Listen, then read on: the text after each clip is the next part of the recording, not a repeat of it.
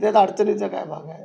दोघे भाव आहेत, आज ना उद्या कधी ना कधीतरी येणार होते. जर आता येत असतील तर आम्हाला काय अडचण नाही.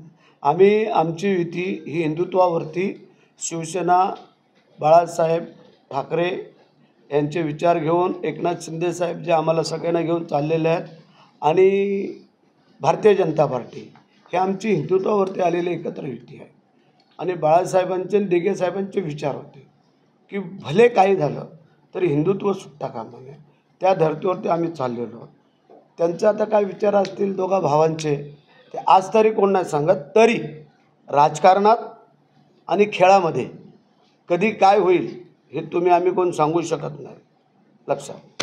स्वराज्य संस्था ज्या आहेत आगामी काळात होणार आहे त्या स्वबळावर होतील की महायुती एकत्र?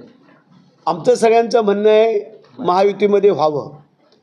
काही ठिकाणी अपवाद थोडेफार होऊ शकतात, परंतु आमचं तिन्ही पक्षांचं म्हणणं आहे की महायुतीमध्ये आत्तापर्यंत आपण जसे लढून आलो तसे आत्ता पण लढावं.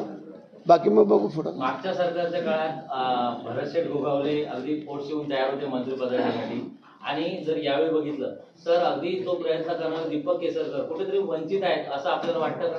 कोणी सांगितलं? मंत्रिपदासाठी कोर्ट त्यांच्याकडे मी दिला आणि मंत्री मी झालोय. मागच्या वेळेला कोर्ट माझ्याकडे होता आणि मंत्री ते होते, त्यामुळे त्याची काळजी करायचं कारण नाही.